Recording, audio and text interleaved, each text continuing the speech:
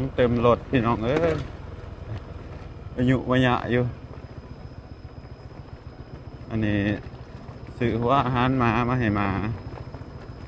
ช่วงนี้บ่ค่อยได้อยู่บ้านเป็นไรพี่น้องก็ได้ซื้อหัวอาหารมาให้ร่องให้มากินร่องเบิ่งกับมันสิกินอยู่บ่ดูฟรีตั้งแต่ใหญ่มากมันบ่กินนะบ่กินหัวอาหารว้าวมาถึงแล้วจ้ามีของมาฝากคิดว่าพวกเพื่อนสิบอยู่นะ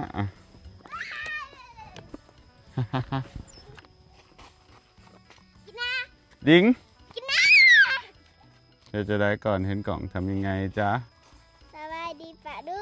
ยังคือเต็มมาเอาเองพากันมาเห็ดเองเอาพื้นใครคะเอาสีสมเอาสีเขียวปันกันกิน3 คนเอาไปจ้า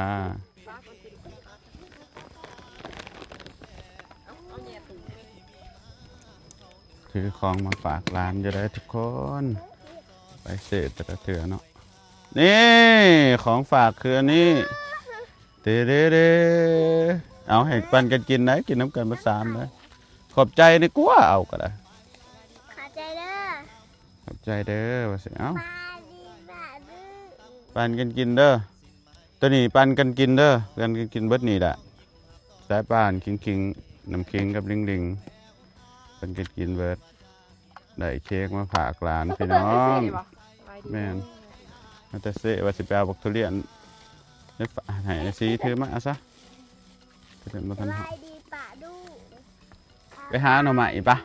ฝนตกเลยไปปะไปหาหน่อไม้ปะจะน้อยได้กี่ใครเขาไปป่าเขาไปเบิ่งตัวจะคุดเห็นผู้ตัวจะคุดนั่นน่ะไอ้คิงนะไปชาบมือนั่นแหละแต่นอนยังแม่นบ่ยี่ลุ่มผู้ที่นี่บ่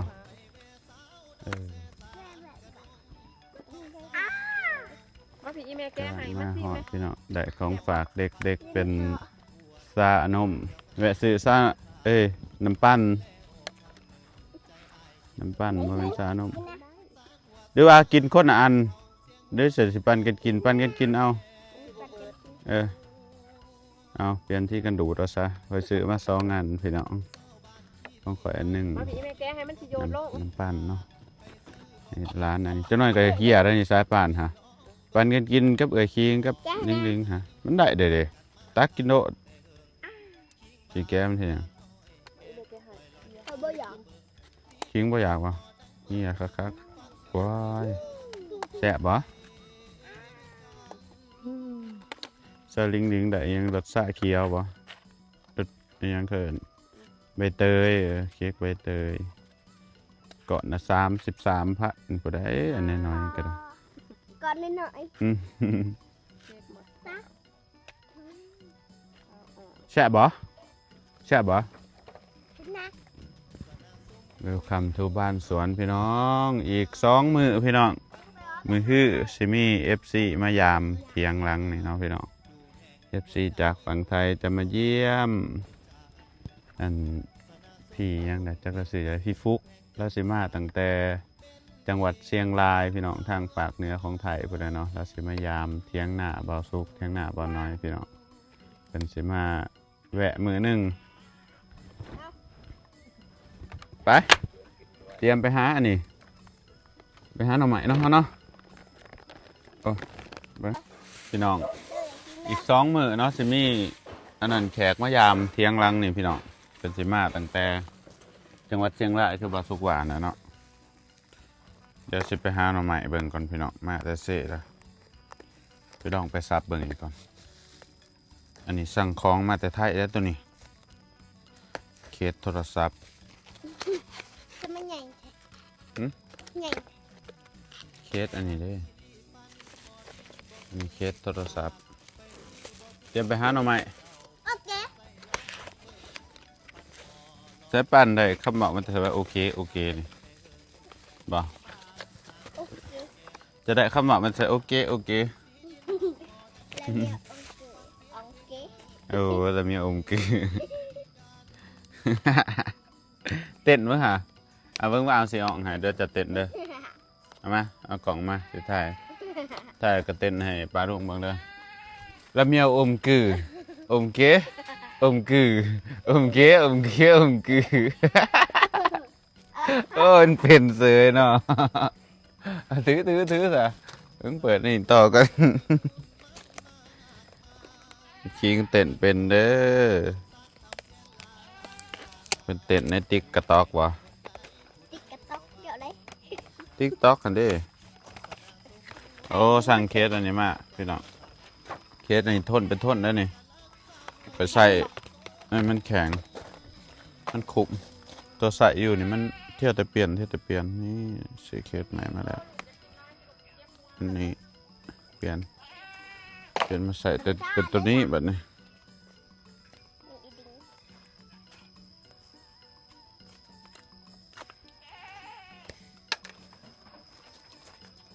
นี่เป็นอีหยังนะคะเป็นจับแกะ ฮะ นี่เป็นอีหยังเป็นจับ อันนี้เป็นเจียสีแก้ว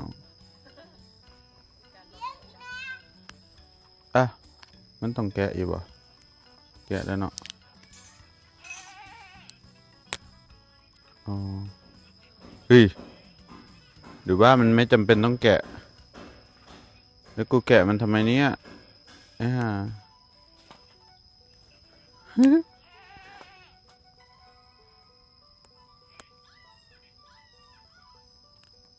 สั่งให้แฟนใหม่ไปแกะมัน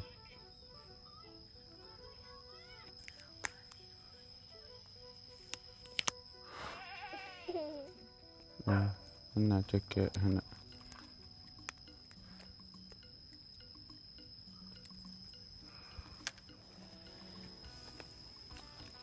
ได้ของน้ำมาพอดี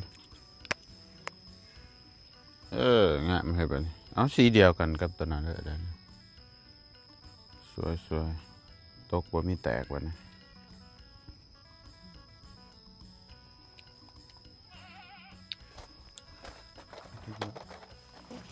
ดามีอมคืออมเจ๊อันที่ละเปลี่ยน อังเคเก่งไว้เอาอีกเบิ้ง อันที่ อีกเบิ้ง อีปลาว่าเด็ด อีกเบิ้งอมเจ๊อมคือเบิ้งตอนนี้ ปลาว่า เห็ดติดอ่ะ เฮ็ดเฮ็ดอ่ะ ผู้ใดเห็ดเป็น เฮ็ดเบิ่ง ด้านสาว3 คน เฮ็ดเบิ่ง มื่อนี้บ่าวน้อยเพิ่นไปซื้อกาโดเนาะพี่น้องนี่เพิ่นซื้อกาโดมาติดหนักห้องน้ำเพิ่นมือฮื้อจะมีแขกมายามเนาะพี่น้องอันนั้นเพิ่นจะมากินข้าวซื่อๆเนาะเพิ่นจะมากินข้าวแลงเพิ่นว่าเพิ่นอยากมากินเลือดแปลงเป็ดพี่น้องเพิ่นฝากเงินมา 1,000 บาทให้เฮาไปหาซื้อเป็ดเดี๋ยวจะให้ดอนหาเป็ดไว้มีอีบ่อันนั้นเป็ดเขาขายแถวนี้นะจะหาได้อีบ่เป็นตะมิอีบ่ล่ะเป็ดนะ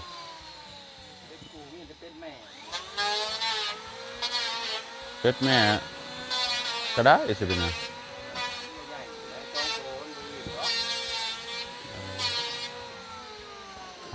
หาในกลางบ้าน FC เป็นเห็นเฮาถ่ายคลิปเดือดแปลงเป็ดพี่น้องแล้วเป็นอยากเนาะเป็นอยากลองมาสิเป็นก็เลยว่าเป็นมายามเหมือนวันพุธเด้อพี่น้องเอ้ย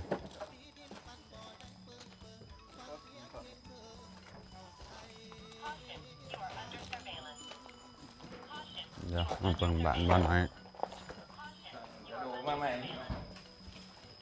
สาบสาบแล้วเบิดแล้วเนาะ ยังเบิดตายกัน บายดีเด้อ เบิดไปสาบแล้วเบิดแล้วเนาะไฟคือบ่ติดต่อตอนนี้ต่อเนาะทุกคนบ้านนั้นเป็นสะอาดเรียบร้อยแล้วเนาะแกะเอาไปได้จางสั่งมาสะอาดมีห้องน้ำเพื่อสิติดกระโดอีกFC มากอะยังทันนอนบ่ทันได้เด้อพี่น้อง พี่เพิ่นว่าเพิ่นสิหาเสาแหมแถวนี้แหละบ่สุกว่าคันเพิ่นมาให้เพิ่นนอนเฮือนในดอนบ่ได้จังได๋ละแต่จังว่ากันอีกทีหนึงพี่น้องเพิ่นมาผู้เดียวมาคนเดียว การเต้นเนาะก็ได้ เป็นสะดวกอันนี้ก็นอนหน้าก็ได้นอนเตียงนอนหยังก็ได้ครับปกติว่ามันลำบากเนาะห้องน้ำเต็นท์ก็มีแล้วก็เปิดพัดลมอยู่เต็นท์ก็ได้นะเพราะว่าพี่เพิ่นมาเป็นสิมาตอนแรกนะมากินแดดแปลงอยู่นะเพื่อกินแดดบ่สุคิดว่ามันหนาวจะค่ำจังนี่ก็เดี๋ยวให้เพิ่นจับนะมันอันตรายขึ้นเปิดใจแค่หน้าเนาะอยากเมาแน่แบบตัวพี่น้องเลยเมามันก็ต้องมีกินเหล้ากินเบียร์เนาะเดี๋ยวสิถามเพิ่นอีกทีหนึงแป้งใหม่ว่าตัวนี้ตัวมันแตกค่ะ ใช่ไหมเอ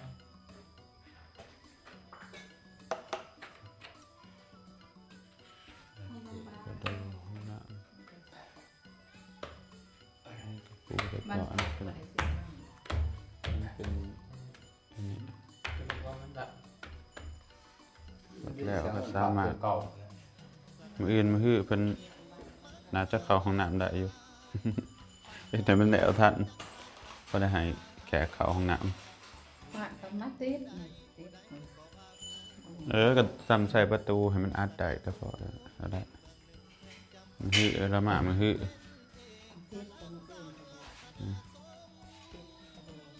ก็พอให้แล้วเขาสบาย ผ้านี่ได้ ปิดประตูให้มันแล้วนะพี่น้องเปิดมากได้เพิ่นเขาป่าคือเฮาบ่ได้ได้พี่น้อง ก็คือพวกเฮาและเขาป่าเขายัง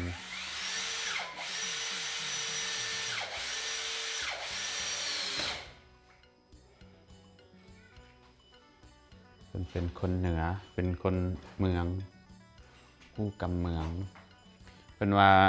เอฟซีคอมเมนต์ว่าภาษาบ้านบ่สุกคล้ายๆกับภาษาเหนืออยู่ไทยเป็นว่าบางคำก็คล้ายๆกันเนาะขุดหลุมบ่อิหยัง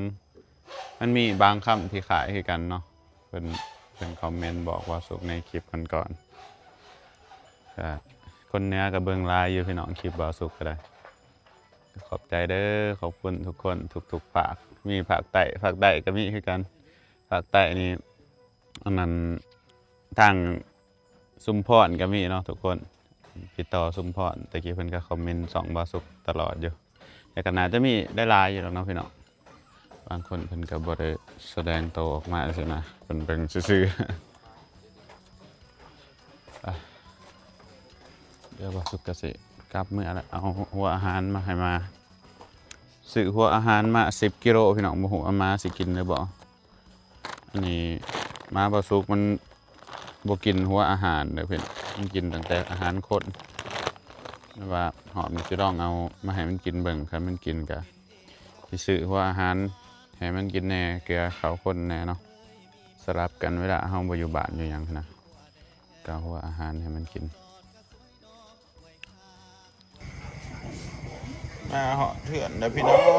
งไปสิกินอยู่บ่ได้น้อกินอยู่บ่ได้น้ออาหารหมาของใหม่โอ้ยเป็นตะกินอยู่บ่ใส่ถ้วยโอ้ยเหี้ยบ่ได้ใส่ปานถือไว้ไปถอกให้มันถ้วยอยู่ใส่มันสิกินอยู่บ่ลองให้มันกินอยู่นี่เอาอันนี้ก็ได้ปลาปะถ้วยแหน่วางลงหั่นพี่กินบ่หั่นกินอยู่บ่ โอ้ยตัวใจมันสิบ่กิน กินอยู่กินลูกกินรสตับแล้วตัวนี้รสตับและเนื้อซื้อว่าอาหารหน่อยเป็นกิน คือยามาให้มันกินพวกอัน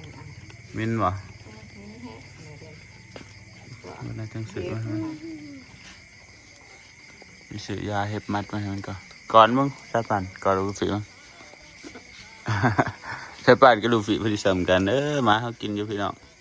เดี๋ยวซื้อมาให้มันจังซื้อให้มันตั้งแต่น้อยเท่าใหญ่เพิ่นบ่กินอันนี้ได้พี่น้องเอ้ยบ่สุกเคยซื้อเลยเนาะตั้งแต่ ซื้อเพิ่นมาแต่ไทยพุ่นละซื้อพวกอาหารมาให้เพิ่นบ่กิน ซื้ออาหารให้แบบดูผีอีก สงสัยมันยี่ห้อน่ะมันบ่แซ่บเนาะมันจังบ่กินเนาะแม่เนาะของสมาร์ทฮาร์ทพี่น้องบ่สุกซื้อตอนนั้นกระสอบละ1,000 กว่าบาทผู้ใดฟินิกซื้อตอนนั้นฟินิกซื้อ อาหารตอนมันมีได้สีให้แบบดูผีจะมากิน อันนี้มาซื้อมาแต่ไทย คือมาจะใช้ จอยเป็นจอยพวกเนี้ยมันขี่กระตือกบ่จักเนาะเจ้าเกลือเข่ามันอยู่บ่แม่มันคือจอยแท้เมื่อนี้สงสัยบ่ได้กินข้าวแล้วนะแซ่บบ่พี่เอาแค่น่ะแค่น่ะวะฮะกินน้อยเดียวนะพี่น้องเอ้ยกินบ่ได้กินนิดเดียวกินนี่มาบ้านนี่ก็กินน้อยนี่เนาะกินน้ำกันแล้วเนี่ยบ่ได้คบกันนะพี่น้อง ใหญ่วะ ฮะ ใหญ่วะ กินน้ำกันกินน้ำกันเยอะๆกัน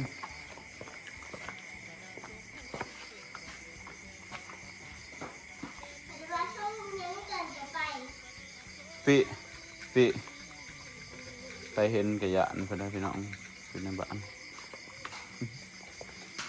ไปเห็นกระยานมอว่าตัวใหญ่ได้ใช้แนมหนาเบิ่งน่าเห็นปลาดุงเบิ่งแขนเนาะกินต้องให้มันกินน้ำเนาะแขน